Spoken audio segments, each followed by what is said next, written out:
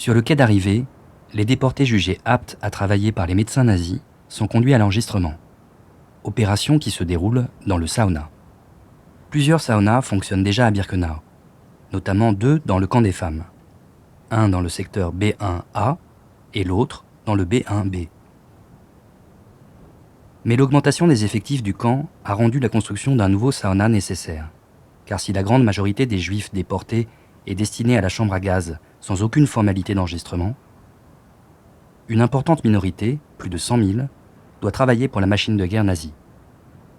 Ils sont conduits sur ce chemin de plus d'1 kilomètre au nouveau sauna central pour être enregistrés. Au printemps 1944, avec l'arrivée de 12 000 juifs hongrois chaque jour, c'est ce même chemin qui est emprunté par tous ceux qui sont conduits directement au crématoire 4 et 5. Le nouveau sauna, le Central Sauna, est mis en service début 1944. Le détenu entre dans le bâtiment par le côté dit unrein, à savoir pas propre, sale. Commence alors un processus de déshumanisation qui transforme en numéro un homme ou une femme. Dans la salle d'attente et de déshabillage, la pièce la plus vaste, les détenus se mettent nus. Les femmes se déshabillent sous les yeux des SS et des membres masculins du commando travaillant au sauna. On ordonne aux détenus d'abandonner leurs vêtements et de déposer dans des récipients les biens qu'ils n'ont pas laissés dans les wagons ou sur la rampe.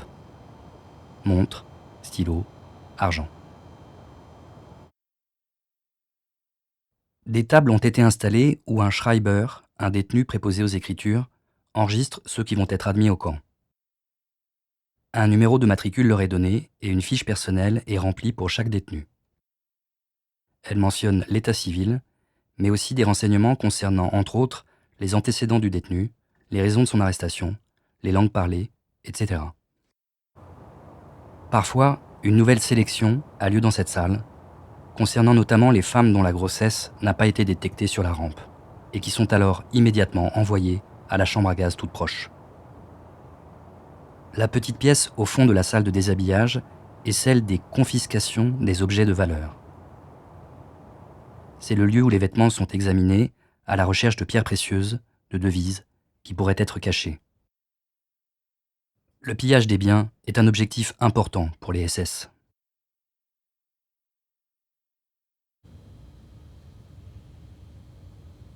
Après le déshabillage et l'enregistrement, les détenus empruntent ce long couloir.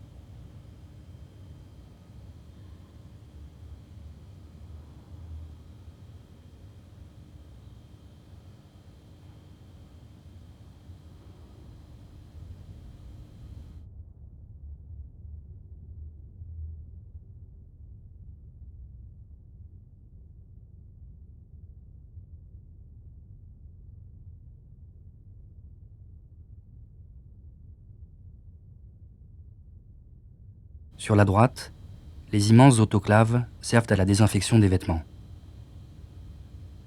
Ils sont fabriqués et installés ici par la firme Topfunzene, la même qui a équipé les crématoires.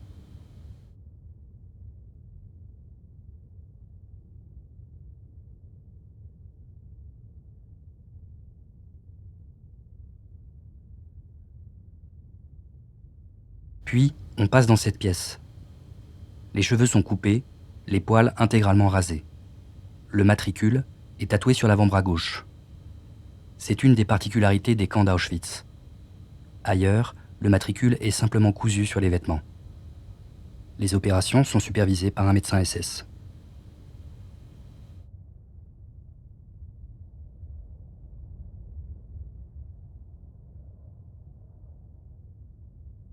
Après la tonte et le tatouage, une nouvelle visite médicale permet de vérifier si des femmes enceintes ou des personnes inaptes au travail ont réussi à échapper aux sélections précédentes.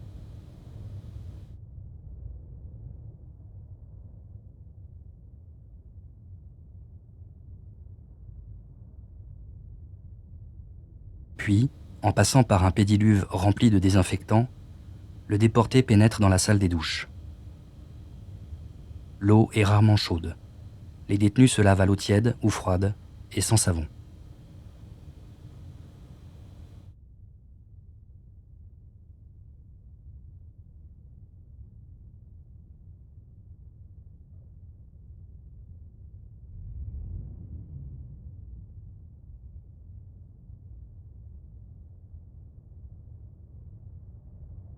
Après la douche, le déporté passe nu dans une salle de séchage.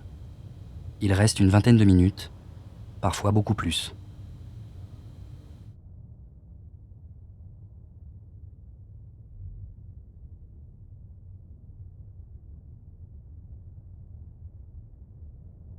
Lorsque le détenu est appelé, il traverse de nouveau le couloir avec les autoclaves, du côté Rhine, propre.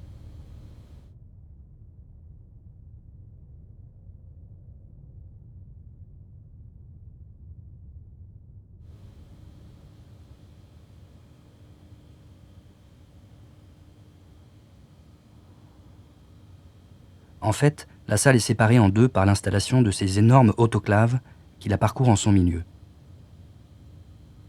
D'un côté le couloir propre, de l'autre le couloir sale.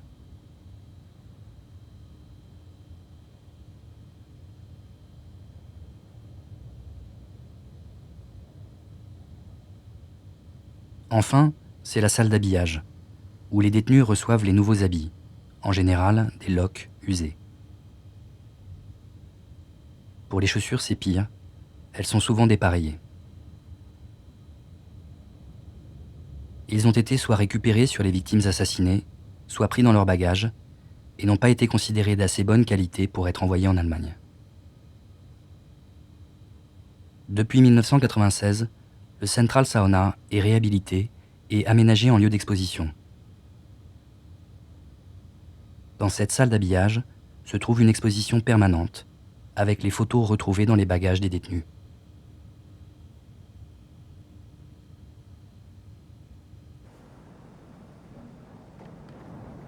Avant 1944, les déportés arrivés à Birkenau sont enregistrés ici dans un des deux saunas de ce secteur, le B1.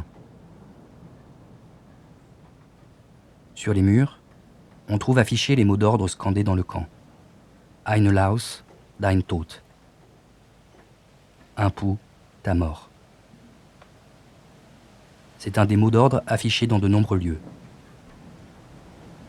Les SS craignent les épidémies de typhus transmis par le pouls et qui périodiquement ravagent le camp.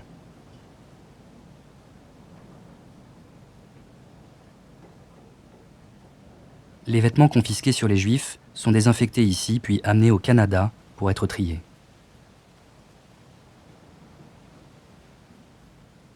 Ils seront expédiés soit en Allemagne, soit sur le front, ou encore vers les colonies des Volksdeutsche.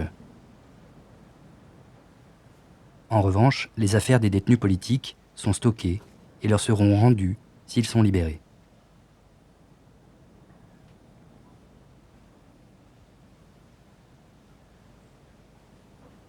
Jusqu'au milieu de 1943, après leurs enregistrements, les prisonniers politiques et de droit commun sont envoyés à Auschwitz I pour y être photographiés.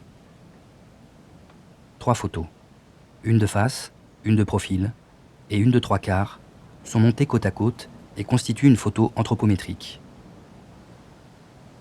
Les Juifs ne sont pas photographiés et aucune fiche de décès ne leur sera établie, comme c'est le cas pour les déportés politiques ou de droit commun.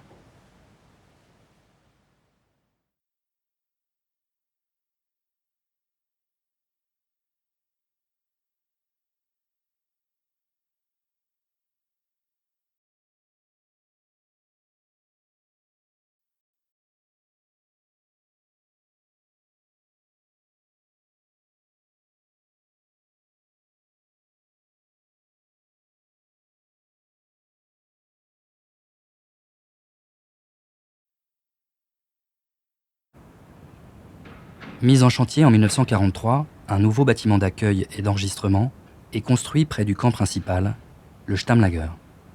Il n'a jamais été tout à fait terminé, mais il a servi lors de l'arrivée des derniers prisonniers polonais déportés à Auschwitz après l'insurrection de Varsovie, en septembre et octobre 1944.